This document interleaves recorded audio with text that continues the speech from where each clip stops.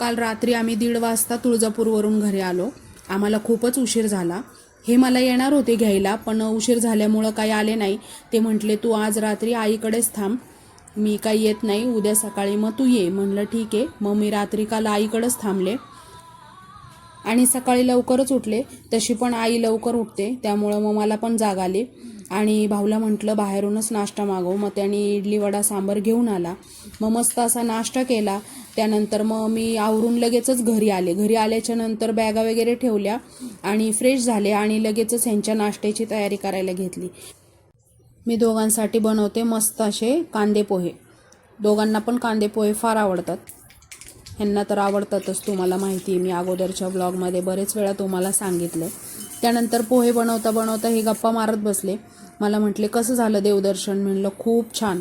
आईला तर खूप काळजी वाटत होती कसं होईल देवदर्शन, कारण की तुळजापूरला गर्दीच असते ना नेहमी. पण आमचं इतकं सुंदर दर्शन झालं, 15 ते 20 मिनिटात आमचं दर्शन झालं. त्यामुळं आई खूप खुश होती. गप्पा मारता मारता मस्त असे कांदे पोहे तयार झाले. त्यानंतर दोघांना पण नाश्ता दिला आणि मग मी लगेचच ह्यांच्या डब्याची तयारी करायला घेतली. फ्रीजमध्ये तर भाजीला काहीच नव्हतं. मग शेवगा दिसला, म्हटलं डाळ घालून मस्त असा शेवगा करते. हे म्हटले चालेल.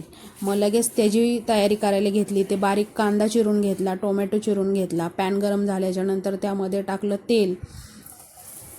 तेल गरम झाल्याच्यानंतर त्यामध्ये टाकला कांदा आणि कढीपत्ता. मग कांदा परतून झाल्याच्यानंतर त्यामध्ये टाकला टोमॅटो आणि खूप सिंपलच करणार आहे भाजी.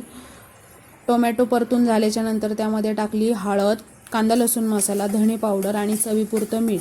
मसाल्याला तेल सुटेपर्यंत परतून घेतला आणि त्यामध्ये टाकली मुगाची डाळ आणि शेवगा.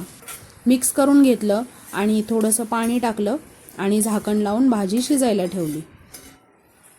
भाजी झाल्याच्यानंतर त्यावरून बारीक चिरलेली कोथिंबीर टाकली.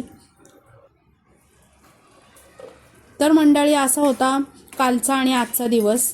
तर भेटू नेक्स्ट मिनी व्लॉगमध्ये. तोपर्यंत बाय बाय.